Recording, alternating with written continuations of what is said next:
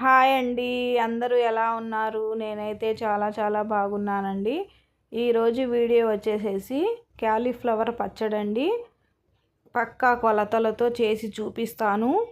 నా వీడియోని చివరి వరకు చూడండి, స్కిప్ చేయకుండా చూడండి ప్లీజ్ అండి. ముందుగా నేను క్యాలీఫ్లవర్ని చక్కగా ముక్కలుగా కట్ చేసి పెట్టుకున్నానండి. వేడి నీళ్ళల్లో కడిగేసుకొని ఆరబెట్టేసుకున్నాను. చూడండి, ఫ్యాన్ కింద అయినా ఆరబెట్టుకోవచ్చు, ఎండలోనైనా ఆరబెట్టుకోవచ్చు అండి. చుక్క నీరు లేకుండా చూసుకోండి.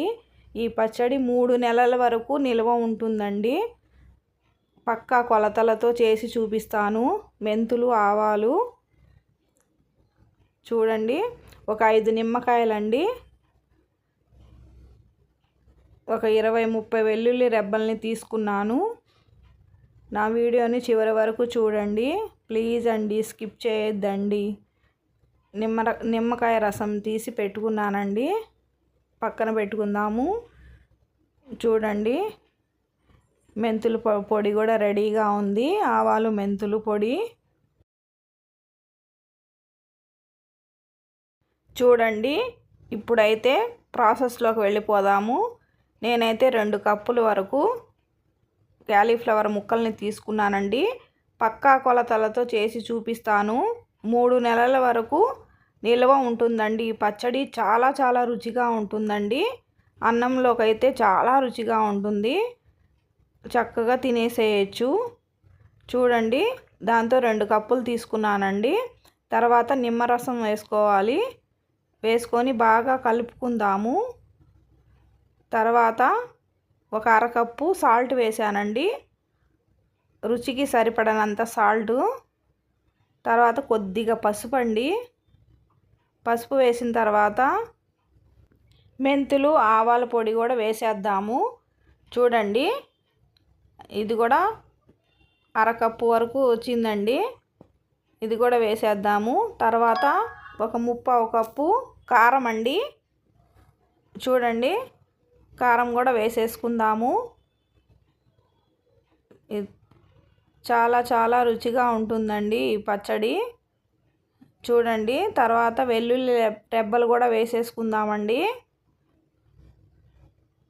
ఈ విధంగా అన్నిటినీ వేసుకున్న తర్వాత చక్కగా కలుపుకుందాము. చూడండి, ఈ విధంగా చక్కగా కలిపేసుకుందామండి. ఎక్కడ స్కిప్ చేయకుండా చూడండి ఈ వీడియో, లేకపోతే ఏమీ అర్థం కాదండి. చూడండి, చివరి వరకు చూడండి. ఇలా కలుపుకున్న తర్వాత ఆయిల్ కొద్దిగా ఎక్కువగానే పడుతుందండి దీనికి. ఈ పచ్చడికి చాలా రుచిగా ఉంటుందండి. 1 కప్పు ఆయిల్ పోసుకుందాము.